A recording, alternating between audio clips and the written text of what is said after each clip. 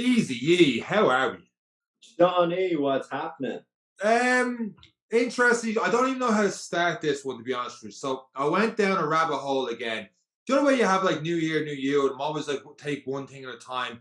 But then I'm like, let's just load up into different challenges. And this week, coincidentally enough, out of all weeks, I get into a sec why I keep seeing the pros and cons of using ice baths and stuff. And I don't know why, but on my feed, the Wim Hof method keeps popping up, Yeah. people using it, not like why it's used and stuff like that. And then I was hearing theories about how, even in work this week, people telling me how important breath work is and stuff like that. So I don't know if it's just a time of year or whatever it is, but lately I feel like I am freezing all the time, like constantly cold. Like even today, it took me an hour and a half to get out. I was just procrastinating and eventually went and did a 10-mile run. But I'm still wearing tracksuit bottoms and hoodies. I just feel cold all the time. I know we talked before in the podcast about how beneficial. And I'm getting to a point in a second. This has a smashing conclusion to this one. Trust me on that. But last year when I'm talking about sea swimming and stuff, and be like, no, that's not for me. And this was like September, and I was just freezing in the water. I've been in the water, the Irish Sea in August. Maybe it's always cold. I don't know. It's one thing that puts me off triathlons is constantly cold. So I'm constantly thinking about cold exposure, this different thing, and just like really just it's just annoying how easily I am cold right now. I'm like I have to do something. So maybe do this Wim Hof method. Maybe I'll do the cold shower. So went through a period of you have a hot shower and a cold shower, 3 seconds to a minute. Like I was doing that kind of stuff, and then like last week myself and herself went to some relaxation pool and steam room and all the rest. Hadn't got a sauna. I was very annoyed about that. But anyway, we were supposed to be there for 90 minutes, and after 30, I was like tapping out, like, Neve, I'm done. And I tried to hop into the cold shower after the steam room. I was in there for like all of a half a second. And I was like, ooh, that was incredibly cold. I can't hack it. So here's where it hits a crescendo in my story and why I feel like I need to do something with down the rabbit hole about ice baths. Apart from seeing all the posts, I even seen it in newspaper articles this week. I woke up Wednesday morning for a reason. Very cold, couldn't get the heat into me for whatever reason. And this week I was doing a cycling into work. This week I was driving in, whatever. And I'm very sleepy in the mornings as well. Sometimes I don't make smart decisions, including this morning. So quick bit of food, on out the door. And I'm just feeling cold. An extra layer on me, but I still feel cold. And I get to the car and our gates are closed. So it's a good 30, 40 meters, if even. That's probably over exaggerating from where the car is to the gate. And I'm like, right before I get to open the gate, I said, I'll put the key in the ignition to the car, start up the car, because that extra 20 seconds of the car heating up before I hop into it is going to get the heating on quicker. Key into the car, car hits the house. Oh no. Let me tell you, Oh, if you ever no. want to be woken up in the morning, Oh, make a no. critical mistake like smashing the car off there. Oh my So what happened God. was the car was in gear and I didn't Yeah. know. So I had opened the door and I had put the key in, but I hadn't actually sat into it, and it just shot forward. I tell you, I didn't need a cup of coffee for the next couple of hours because I was wide awake. And it wasn't as cold all of a sudden either. It's called the So, Seán Coffee method. so if you ever want to wake up, just do something really stupid in the morning and that will wake you up. Now, equally, why do people leave their car in gear unless they're parked on a hill? I had to before the handbrake was gone. But so of course I had to apologize. you- I had to you- own up my mistake.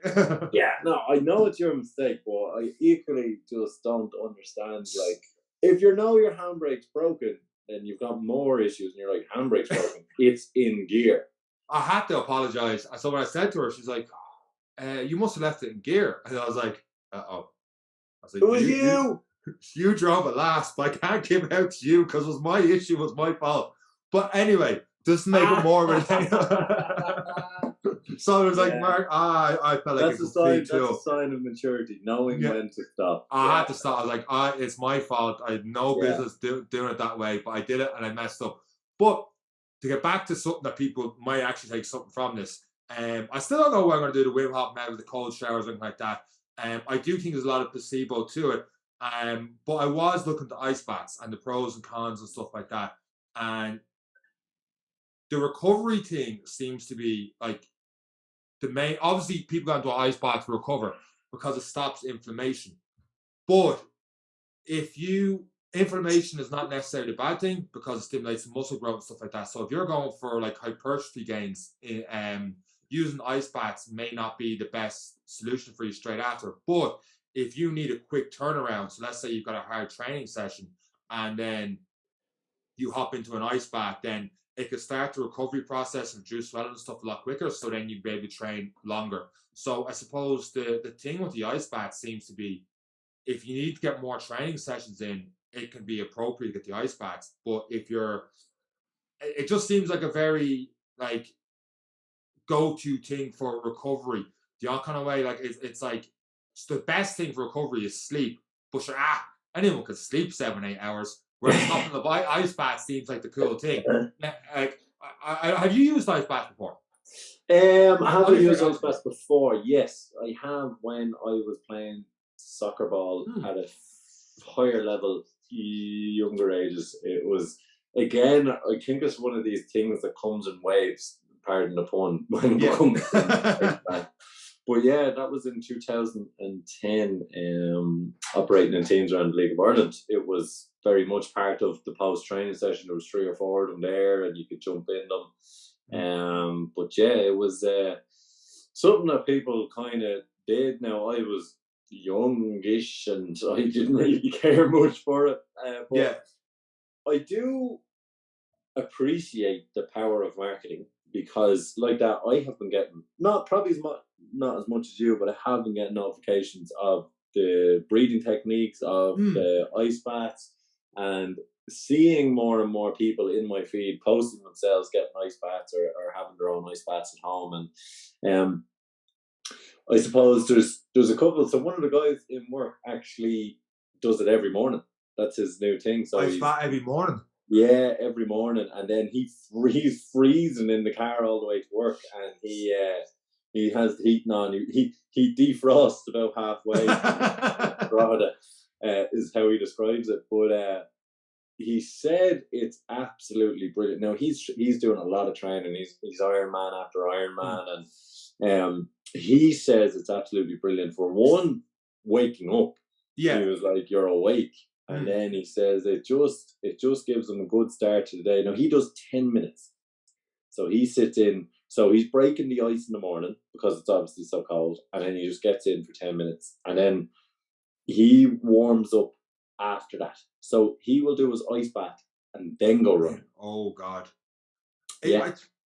So when we're in Athlone on the air ambulance, he will go down to the Shannon, get into the Shannon for 10 minutes, freezing, get out, put on the runners, and he'll go do his 10K.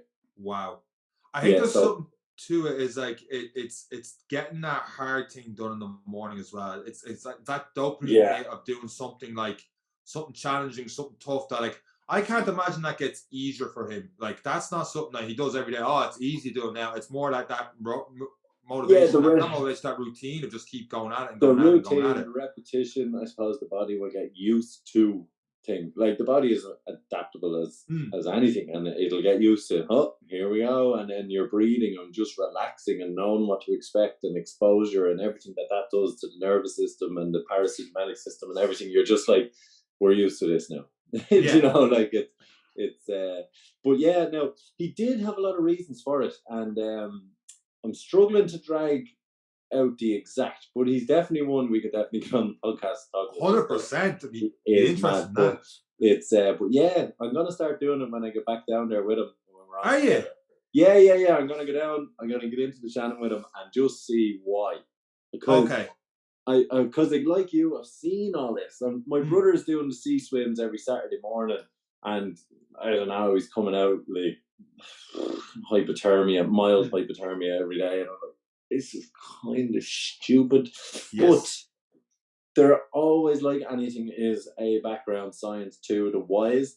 The problem is, and I know for a fact, a lot of people who are doing this are not sure as to why. They're not sure as to the exact method based on performance. So obviously, if you're on the game train, you probably shouldn't be, like, or like the timing of it, like it's like anything. It's like nutrition, for example. It's like let's take even towards the end when we're tapering, like they're carb loading. It's a method. It is a method that has a lot of research into it, and it has a prescribed value, timings, and etc. to get the best out of it. Otherwise, are you really giving yourself a helping hand? Maybe not. It's mentally, not just absolutely. Yeah, but so there has to be. My personal opinion is you need to know why you're doing it.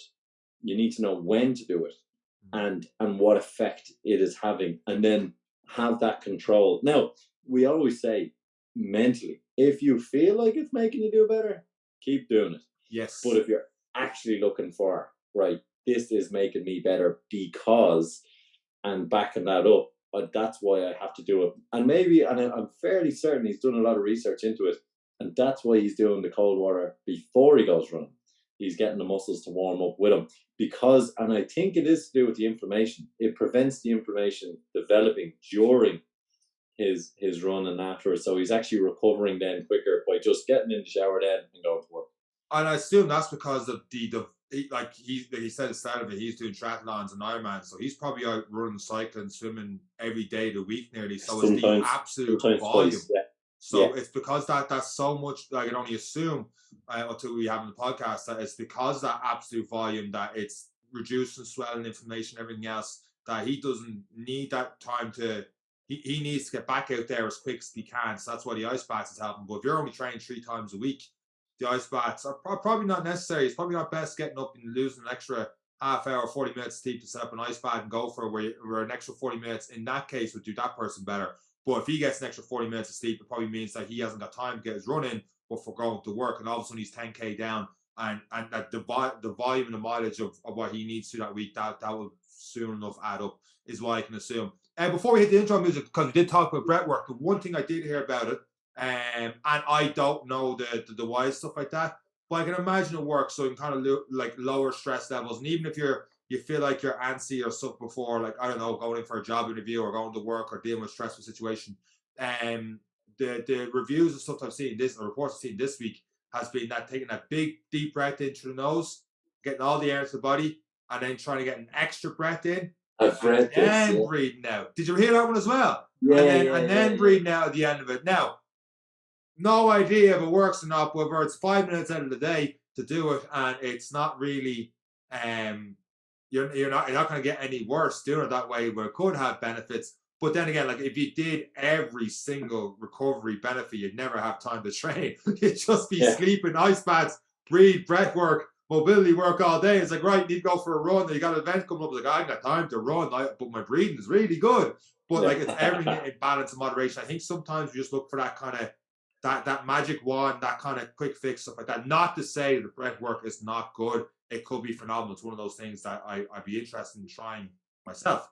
But you still need to balance training stuff into it as well. So with that said, I think we'll go straight to the intro music for this week's episode of the Any Given Runday podcast. Let's go. You really need to get better at knowing when it's an intro. Like, that was about a 15-minute intro. that was like, pretty much most of the show. I've got nothing else to talk about now. is the music that good that we have to play it? Do you know, like, can we just say, look, we'll play the intro music tomorrow? I think it's just one of those things where you kind of do because it's the routine. Done thing. It's routine. It's a done thing. It's like that. I mean, the intro could be longer than the second half of the podcast, really. Now I'm kind of like, right, so how do we restart talking about the same stuff we were just talking about? But I do have something I did think about as that gorgeous intro music was playing there. So the breathing techniques as well. And now I haven't done much into I can't even remember. Is it Wim Hof? Wim Hof technique. David Hasselhoff, I was going to say next. Don't hassle the hop. So so like his documentaries and stuff, I have seen parts of it. I have seen some of it, and it's very impressive. what this man does. It's like, in terms of like, he's in his little tongue there going up an icy mountain, and there's not a bother of him, and he's keeping calm, he's doing this, he's getting into, and you're seeing people, he brings people into his little magical enchanted forest, and they all get into ice cold water, and they're in there for about a half hour, and now hypothermia, and now this and that. So like, in terms of just understanding hypothermia, like, because we do a lot of teaching on it in work, and if we have to abandon a helicopter at sea, we're wearing immersion suits, and then you're constantly thinking, well, I'll wear the extra clothes because even though the water's not touching me, I'm going to start to cool down, and then I'm going to start to get hypothermic, and then game over. So you're trying to, that's a fear, genuinely a fear of, if we do go into the water, like, this is one of the things that's out to get us. So, and we train for it, and we dress for it, and all that kind of thing. And then I'm seeing these people in an ice bath for 40 minutes, and I'm like, what? This is not making sense. So I am curious. I think you kind of hit the nail on the head. It's just one of these things. I'm like, have I got the time? I barely stretch as it is, and that's my fight. I'm like, right, just stretch. Forget about your ice bath. Just stretch. You can't even hold a hamstring stretch for a minute. How are you going to get into an ice bath for 30? Now, I do appreciate you just have to sit. So I can do that, but I'll have to, just because of this and because you mentioned it now, I think I'm gonna look into it. I think, like you, I'm gonna see what it does. I think he does have a book as well, Sean. I think there's a book. He has an app on it anyway. Yeah, I don't know if I got that far. Okay, I'm not saying you should or shouldn't. This podcast has been sponsored by Wim Hof Med. No, if he starts actually sponsoring it, I'll be telling everyone. Well, we'll try it out then. Yeah. But yeah, no, it's definitely something to look at. Like, the science behind just breathing, and it gets into everything. Like, anxiety is a big word that's thrown around, and we tell people to go for a run because it does help relax. Okay, we're increasing inflammation, we're using muscles, we're burning the sugars in the muscles, we're expending the energy that's going to help us sleep. And that's us getting into the science of why we run, but we don't really. We just say, just go for a run. It's good for your mental health. That's one thing. And then into these breathing techniques as well. I think it's another method for clearing your mind, because you have to focus on something. But when you're running, you're in the first, for me, 5K, the brain's like, stop.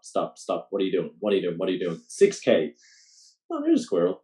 Yeah. Well, and that's it. It just off it goes. The mind just sorts everything out and compartmentalizes all that happened to me in the week. And then I've expended that anger and everything that I've built up. And then I'm in the car going, that was nice.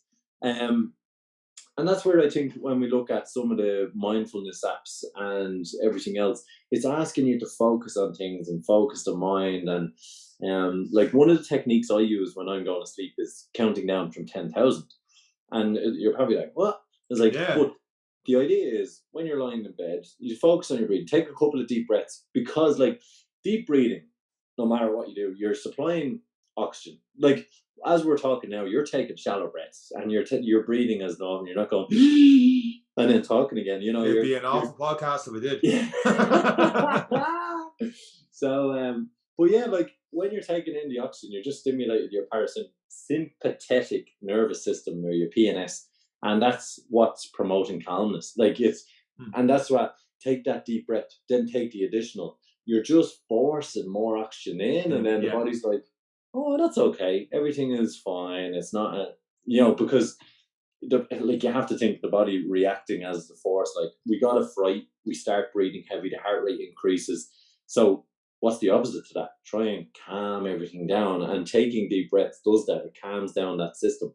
And that's where, I suppose, when you get into the water, this is my theory. This is the theory of Eric Lawless stated on the 12th of February 2023.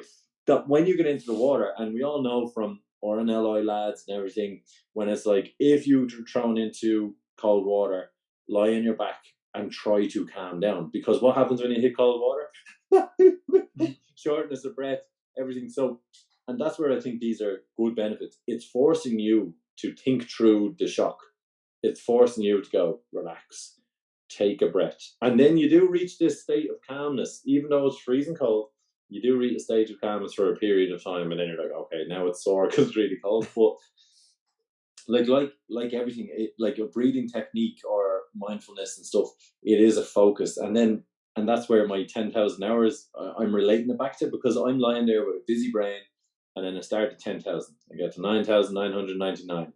Wonder what I'll have for lunch tomorrow. Oh, back to the start. 10,000, 9,000, and you get to 8, you get to 7, you get to 6, you get to 5. I wonder did I take things up? No, back to 10,000. So the aim of the game is you don't let your brain wander. And when your brain wanders, you stop, you acknowledge it, you go back to the start, and eventually, as you get good at this meditation, you can actually count through nearly through 100, and then at some point, you fall asleep. Yeah, it's because you're focusing that mind into a relaxed state with a little bit of breathing here and there. You're trying to calm down everything, and that's where I think the ice bath, and that's where I'm interested into the benefits, because it's that in its extreme. It's a body shock, and then forcing it to calm down. Through thought, through breath, through focus, through motivation, through all those good things we're talking about. And this is where, to my other point about, are you using it in the right way? And this is the one side that it says it doesn't matter what you're using it for. That element is positive. That experience for you is a very positive thing, because you're not worried about who texts you as you get in that water. Let me tell you that much. You're not worried about, did you take anything out of the freezer? It is an absolute focus, because when I hit this, so there's fear. So you have the fight or flight reaction. You get into the water, shortness of breath, and then focus, focus, focus, breathe, breathe, breathe, breathe. How long has it been? All you're worried about is time and breathing at that point.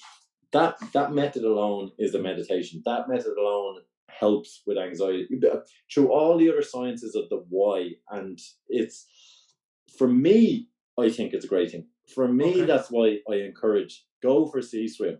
And everyone's like, oh, I feel great. I don't know why. That's okay. As long as you feel good afterwards. And then this is why we're talking about it here, for other reasons, through what we know and have experienced ourselves. And yeah, I think there has to be benefits. And then when you're talking about training for something, you need to treat it like a boxer who's going to shed all that water weight before the weigh-in. You need to look at it as a prescription, as in, I want this result. This is the best way to use this through journals that have been published, and this is showing this result. And that's how you should use it in terms of training. Personally, I think, and I will start to use it as the volume increases and stuff, and start to use it correctly for recovery. But yeah, I think overall, in terms of just a breathing technique, I think you did a bit of deep breathing as well, didn't you? I used to do it at the end, but back in the day when I was doing one-to-one PTs, I used to do a lot of it at the end of sessions, a lot of box breathing, where you hold your breath for 4 or 5 seconds, just get the heart rate back down again. And you would see it, like people's heart rates because whatever way I did a finisher and stuff like that, just kind of like getting up and going at the end, where I was using bat ropes or sleds. I was a big fan of using them finisher, and I was just lying down, put the feet up, slow deep breaths in and out, 4 minutes. I used to have an app and stuff for, and people's heart rate come right down. They're like, relax. I didn't want them all like this before, like jitters and stuff, before getting behind the wheel of a car again. So just a nice way just to get the heart rate back down, start the recovery process, and away you go. That's why I had done it.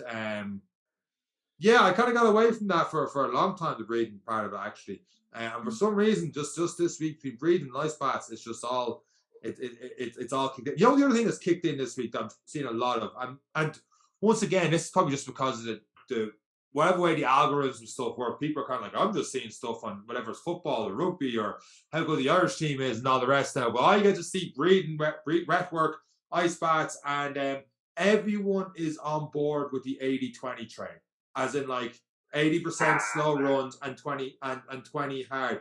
And you can go back to the start of this podcast, and I was just like, that is not for me. Like, this is only 3 years ago we're running this podcast. And I remember, like, I was just like, no, this whole going slow to go fast thing, I haven't got the patience for it. I'm not doing it. I'd rather strength train, get the run in, get it done quicker. And look, for some people, they can do that, and they can get all the benefits and stuff from it.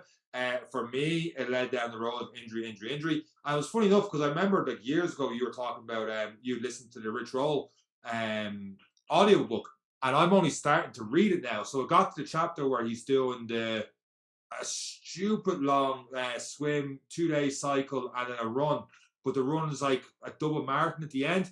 And he talks about taking it like 4 miles. So strategy is go 4 miles run, 1 mile walk, 4 mile run, 1 mile walk. I remember you'd said that to me before. I'm like, this, and I was still the mindset of like walking during a marathon. Nah, you gotta run it. Anytime you're going for a run, you gotta run it. Like, nah, sometimes you slow down, work on the heart rate and build up from there. And then he talks about how like the second half of the race he starts to pass people out. But at the same time, it's not a miracle thing because he starts to struggle at mile 40 because certain amount of miles to the legs is still going to get you. But it's just mad how it's gone from a few people talking about this whole 80-20 to now everyone's like, it's almost gone the opposite way. Isn't like, they're like, this is the only way to go all the time, regardless of what type of running you're doing, 80-20. I just like to highlight that in a roundabout way. You're saying I was right 3 years ago, and I appreciate it. I throw my hand up again. I've matured a lot. Yeah, no, for me, I got that wrong. I'm a trailblazer, an absolute trailblazer. But now, his book is he turns into a vegan because he eats loads of cheeseburgers, and then he's standing at the side of the road, Jobby, isn't it? Isn't this the book, isn't it? No, he's going up the stairs for his 40th birthday, and then he turns to vegan. Now, I almost put the book down because like he's talking about he's taking shakes, and he worked for the first week only shakes, and then he's just about to keep going with the shakes, and then eventually he stops. And like right up to then, I was going to stop. Thankfully, he stops doing the shakes, but he's still vegan. It's. We talked about it last week in the podcast. That is his part of his identity is he is vegan. So there is a couple of chapters in the book where he's talking about who is vegan, and this is what annoys me about vegans. Like he like it's so one-sided. It's like Nate Diaz is a vegan and he beat Conor McGregor, but they fought twice and Conor McGregor won one of the fights, and kind of way it's like, what was Conor McGregor better that time because he didn't eat meat? Did Nate Diaz have a chicken burger before the fight and realize, oh, he left his vegan principles behind and he lost? Like, you're simplifying some of the accomplishments just to, oh, he's vegan and he beat Conor McGregor. It's like, come on. Like, and Nate Diaz is a phenomenal athlete. And then they mentioned how, the big one's always Arnold Schwarzenegger is a vegan. And you'd be like him. It's like, well, he wasn't a vegan in his prime and he still eats steak now. So, like, come on, like, he's vegan 80% of the time. Just be honest about it and be like, it's not a case that they're 100% vegan all of the time. Sometimes they have, like, I think it can be a phenomenal lifestyle and stuff, but that kind of bashing just makes me close the book. Yeah. Now, I'm halfway through. I still think it's a phenomenal book, phenomenal read, but that part just irritates me when you see that and then they're like, sure, such and such is, and sure, this player off, like this, like the Game Changers, it was like a couple of players off the Tennessee Titans are vegans, and sure, they're doing great. And it's like, yeah, but most of the other 31 teams in the league aren't vegan, and Tennessee Titans haven't won a Super Bowl in God knows how long. Have they ever won a Super Bowl? Actually, I'm not too sure they have. Maybe they have once. The last time I remember they were in the Super Bowl was 20 odd years ago, like 2-3 yards shy of winning it, but they didn't win it. So, and they weren't vegan back then, It's just like, like it can be a suitable lifestyle, but at the same time, it's like if you know what you're doing and you get your protein sources elsewhere. I'm not bashing it that way, but just don't be like, this is the absolute be all end all, and because such is the absolute best thing, because those that are not on that diet can turn around and go, well, what about all these people? Yeah, it's I would recommend people, and it's just myself, to read the book rather than get the audiobook because he bored the crap out of me. It was a slog. No, it's just, I think he reads it himself. Mother of God. I actually nearly crashed the car one time for falling asleep. It is bad. Now, I did appreciate I got some more knowledge into vegan substitutions from the book, which is very good because there's certain elements of foods that will carry proteins and stuff he was talking about, and I was like, ooh, that's a quick and easy way to get it in on a cycle without you having to eat a chicken fillet or a protein shake. Like I did get a great insight into that. And again, it's how through this podcast, through our training, and through all of my trials and errors and courses and stuff, I've started to learn about the scientific method of just doing things. I was like, yes, you can be vegan, that's no problem. So how are we going to get to this standard or this goal? And it's like, okay, you need to do this and this and this without using this and this. So therefore, we need to do these at these times. And it's just a to-do list to get there. And it is nice because you do see him turn his life around, and or you hear about it if you keep awake during his book. But there are some great nuggets in it. And he does talk about his 80-20 rule. He talks about getting a coach who tells him to walk up hills and stuff. Yes. And it has been something that has been done, particularly with high-level athletes. Like Rachel. Let's take Rachel, our very own. Yeah. Rachel won her half Ironman, and the furthest she ran was a half Ironman. So she wasn't putting in, I need to run 30K in order to do 21. So she was focusing on pace, intensity, this.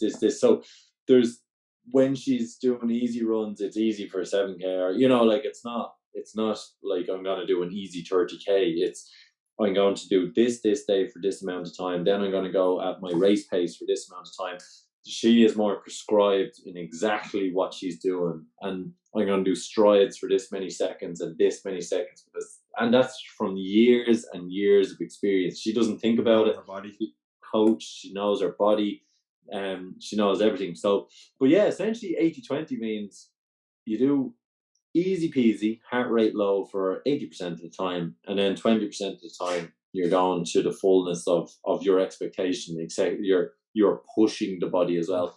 And like most marathon plans, I think all of this, again, 80-20, heart rate training, intensity, tempo, MFPs, all this, it's good marketing. It's someone trying to frame something and go, how do we make money off our method? That's yeah. Same as everyone else. Like you go back to, all right, here's my random one of the day. Let's take a trip back to when we used to be cavemen and women. So the male used to eat a big feed, and then they would run after their prey until the prey ran out of steam, and then they'd kill it very easily. That was one of the methods. That was a legit thing, was it? Yeah. Okay. And that's where like the hunter-gatherer would store their energy, and they would run and run and run and run until the animal got so tired it just pretty much fell over, and then they killed it. So how far that is, now you look at the likes of leopards and cheetahs and lions, they don't attack until they're nearly certain they're going to kill it, because they expend everything, bang, and it's all out effort to kill. And after that they sleep for a couple of days after they eat, because they're wrecked. They're very precise in it, and that's why we developed this little bit of endurance, because that was one of the methods of hunting down prey, was just, okay, I'm going to run after it until that can't run anymore, just keep it in sight. That was the method, you just keep the animal in sight. So I can't imagine they were expending maximum energy to get to their reward, if that makes sense. They just had to keep it in sight. You just had to keep moving. You just had to keep doing. Fast forward a couple of thousand years, we're talking about an 80-20 rule of how to do okay. sport. Do you get what I'm saying? Yeah, no, I get what you're saying. Yeah. So although that's a very simplified Eric version of how we've developed, our bodies have developed, they have changed. We've got stronger, we've got faster, we've had science, we've had this. But like controlling that heart rate is so vitally important for endurance. It is in itself building fitness without, like, we're after talking about why we do ice baths, because of intensity, inflammation, putting the body under pressure. And you can't do that all the time. You can't run an engine at full tilt all the time, or it's eventually going to seize or give in. So like a slow run is moving, it's controlling the heart rate, yet we're not firing all the cylinders. We're just progressing towards this better fitness, this better all-round fitness. And the best way to do that, if you want to have a volume of training, is to keep it minimum most of the time, and then go beyond your race pace for the best time. And then that's when you increase your pace. That's when you see the increase in fitness and strength, because you're pushing, you're explosive, you're this, you're that. and then you allow another 4 training sessions to happen where you don't trigger those muscles, you don't trigger that kind of part of the body, but you build that endurance and heart rate's like, oh yeah, we're comfortable here. Do you know, and that's essentially, no matter what plan you buy, 80-20, 60 foot, whatever it is, everyone's trying to tell you to be training but recovering and not exerting too much until that maximum effort, because you want to experience what it's going to be like on the day of the event. And that's essentially what it is. And in fairness, he does talk about it, and he adds in statistics from good coaches, and he name drops a good few people that make you go, this is brilliant. How has no one thought of this? Yeah. Look at every marathon plan. Easy run Monday, this on this day, intervals on Wednesday. Yeah. Easy run, tempo run Saturday. So you look at the whole week, it's about 80-20, maybe 70-30, some weeks 60-40. And you do need to change it up. You can't just go, sorry, I'm on this. No, work away. This one, I mean, you deserve the podium after me admitting you're right after 3 years. I can't have said it though in another podcast episode, but yeah, no. So if you go back to those early episodes, I am wrong. you also need weeks where it's 100% maximum effort. Do you get what I'm saying? You can't just say, I'm gonna do 80-20. You know, like an Ironman is maximum effort for 10 hours at a very quick pace. So you're gonna have to go through a week where, right, my cycle's gonna be hard on Monday, my run's gonna be hard on Tuesday, and you're putting in volume at good effort, and you're setting yourself up for a bit of pain. And then after the week, maybe 6 weeks out from an Ironman, you do this. Yeah, you've built and then you're back into your 80-20, 60-40, 50-50, 70-30. So like everything, like nutrition, it's everything in moderation. And that 80-20 rule is fantastic. And especially when it means getting started on a training plan, because mentally thinking of how hard it's going to be is one of the contributing factors to not doing it. So by knowing it's only an easy run, by knowing it's only stretch and 3 rounds of weights, by knowing it's only this little thing to do, it's easier to just get started. And that's why an 80-20 rule is fantastic. And people are always like, I can't run a marathon. I was like, just start. And in the first 3-4 weeks, it's all 30 minutes, 20 minutes, 30 minutes, 25 minutes. And it's like, geez, that's not bad, actually. Okay, well, this week we're going to 40. Oh, God, 40 minutes. And you do your 40 minutes, like, I actually found it easier than I thought it would. And that's the catalyst. That's all you need. And we've stuck to an 80-20 rule because it was easy. It was attainable. It was measured. Recovery was easy. And then you push. And now we're starting to go, okay, is it 70-30 this week? Could be 50-50. So it's not a hard and set fast rule, but it's great for a start. Yeah, 100%. It's the same with you're in the gym. Like your very first session shouldn't be, okay, let's go max effort and deadlifts and bench and squat and stuff and completely crush the person, because you're going to feel tired and sort of leaving anyway. So if you completely crush that person, they're never coming back. Whereas in a run, they're like, first session, right, 5K, how fast can I do it in? It's like you are just completely crushing yourself. You're more likely to get injured and you're not going to come back. If you're running as hard as you can, no matter whether it's 5K, 100 meters, depends where your fitness levels is. If you feel like you're constantly going to feel like getting sick, you're only human. Like this whole no pain, no gain thing is BS. I hate that phrase, no pain, no gain. It's said all the time. I hate it because it's like you don't have to push yourself to the point of pain each and every session. Yes, there's times where there's intervals like, oh, it's goal time, not 20%. But for the most part, it's just gradually building yourself up, building those foundations and getting better and better. And I'm halfway through that book and I am enjoying it. It's just that vegan thing. I understand that when I'm more thinking about it, that like, he's showing examples of athletes that can do it, so you could do it too. And I don't think you have to have steak and cheeseburgers to be an athlete if you know where the protein sources are coming in. Don't just ram it down my throat. Yeah. Listen, when he's speaking about it and it's like a lullaby, you don't need your 10,000 method that I use. You just turn him on, you fall asleep. It's a hard listen. It was one book, and unfortunately, no, I didn't give it a bad review. I'm not that kind of person, but I'm gonna slide him on a podcast. But no, it is a hard listen because it's just not exciting. It's just all monotone, and this is why I'm a bit. I was like, oh, just so books on Audible that are fantastic to listen to. Yeah. Obviously, Yeah. the Goggles one we've talked about before. Like I listened to one before on Ali, and like your man does the Ali voice, and it's like you feel like you listen to Ali. It's like this is absolutely brilliant. And then there's some you're really interested topic, but like you say, it's just a monotone, or there's an accent to it, or there's just something like certain words they say drive up the wall. You're like, no, I can't listen to that. I have to put it off, or I will crash the car again. I don't know if it was this book, but definitely with this book, I fast forwarded to 1.5 times speed, and he was speaking normally. He was speaking normally. I believe. Yeah, I think it was this one, but again, maybe it wasn't. But yeah, I think I fast forwarded him just to make it more interesting. So life hack. Yeah, there's a little life hack if you do get the audiobook. But yeah, no, it is good. It is another, again, each of these books, good or not, there is something to take from it. Like, I'm not able to go on my little rants here from just being me. It's because I've started to read and open. And this is the thing, like, I know we don't have an opinion. And I think when we started this podcast, we had an opinion. We thought that steak was great. Now, like we were set in our ways. And since doing it and having guests on the podcast, we've kind of gone, let's be the dumbest person here. What do you do? Yeah. And then you're like, oh, that's interesting. I'm going to take a nugget of that, though. I don't agree with you entirely based on my own biases and my own upbringing and my own everything. But I like that bit. And then you take another bit of everyone, and then you build, if you treat yourself like a blank canvas, you put this in the corner here, you might add this, that'll add a little bit of this, and then you try and build a good package that works for you.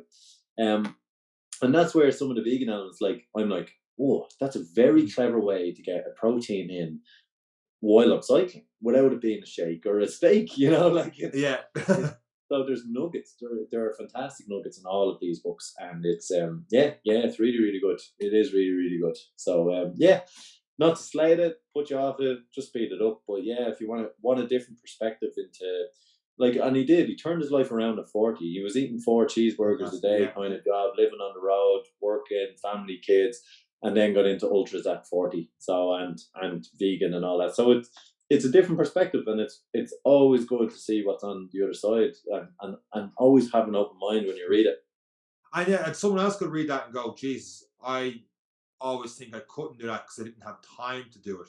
And yet I found he has, a busy lifestyle and everything else with his work and stressful job, being a lawyer and everything. And all of a sudden, he's got a family, and yet at 40, he's still turned around. And it is a pretty cool book. So far, I can only say, because like I said, halfway through. But I think you kind of put a bow on that episode of the podcast there. Can I ask anything else to add this week's episode? Oh, yeah. Oh, you do? Oh, you've got something wrapped up? Yeah. Okay, shoot. 2.5 weeks since I stopped eating sweets because I got my hair did, and I have lost a stone. You've lost a stone? Yes, I was 100 kg when I weighed myself when I come back from my procedure. We'll take away a kilo based on fluid retention from surgery and stuff. But right, I'm 93 kilos as of today. And what have I done? I've just ate my meals during the week. They've been a mix and match. Yesterday I had fish and chips with curry sauce. I got some extra chips because I was still a bit hungry, and it was Sunday and I was in working on duty, so I was like, calories don't count on duty. But I changed my attitude towards that one as well, and I had a couple of marshmallow sweets because I didn't eat any other sweets over the week. And I had a slice of cake yesterday. So, but during the week, Monday to Friday, I've been good as gold, and I have drank plenty of water, and I've ate my meals. They haven't been salads. I have eaten, what did we have? Burger night is Friday night. So I make my burger and my homemade chips on Friday. And then throughout the week, I was cooking dinners and pastas and this and that. But I've been eating my meals. No treats, no sweets. 1 can of Coke I've had this week. And I'm down a stone in weight. And that is just Christmas habits. And the big thing happened on burger night. I love my burger night on a Friday. But so I go and get the big Angus ones, 8 ounce, and I cook them at home, homemade wedges, and it's good. But I look forward to it as a drink. Great segue from the vegan talk, by the way. Yeah, love burgers. So anyway, Yeah. So, but one thing I did this one, and it's probably a little method, and I'm going to try and add in a little nugget from me. So yeah, Okay. I love my fizzy drinks. I don't drink tea or coffee. If I drink tea, it's because I want to eat a packet of biscuits, and that's why I don't drink tea. So if I have the fizzy drink, I actually have sparkling water, and I have my body. So I was wanted my fizzy drink, and Katie had poured me the sparkling water first. And I was like, yeah, it's Friday, it's supposed to be fizzy drinks. So anyway, I lost a rag about me not having a fizzy drink routine because I was kind of, unbeknownst to myself, I was thirsty and craving it and all that kind of stuff. So I said, do you know what? It's poured, it's sparkling water. I'm just going to drink it. And it was lovely and cold because it's in the fridge. So I got through the point of that. And then I had this magical moment where I was like, I actually don't want that can of fizzy anymore. And I put it back in the fridge. And I was like, whoa. 2 weeks to break a habit. Holy God. So not only that, the power of choice comes back through little tweaks. And that's what I want to give people this weekend and what we're talking about. So with the 80-20 rule, no matter what you're doing, little tweaks for a consistent period of time gives you back the power of choice and tricking your body. And that's exactly what it is. That's what the sparkling water in my body is for me. I got the trick. I got my fix. The can went back into the fridge. And it's good. It's progress for me. I'm recovering. My married Lois and I've been 7 days without a fizzy drink. And on that bombshell, congrats on losing the stone. That's a phenomenal amount of weight though in a week. But you're used to doing something crazy things like that though. Yeah, and this one's not crazy. And again, it goes back to last week's episode. If you haven't listened, go back and listen. We talk about body set points and where your body wants to be as long as you put in unprocessed foods. And most of my foods are home cooked. And you know what? No, next week. No, next week. Write it down so forget. Write it down. It's a small little nugget for anyone who's listening who wants to get into dealing with the best of produce and making just healthier choices Monday to Friday, and that's all it is. So we're keeping intros to the podcast, even though we kept the same topic going, and now we're adding in like next time on the Any Given Runday podcast. Next time in a world of processed food. Okay, yeah, right. Right, we're done. Congrats to everyone who did the 50k Dundee on Saturday. Phenomenal achievement getting that done for the 5 hours. Fair play to you guys. And on that note, that is it from myself and Eric. Thanks for listening. Take care. Bye.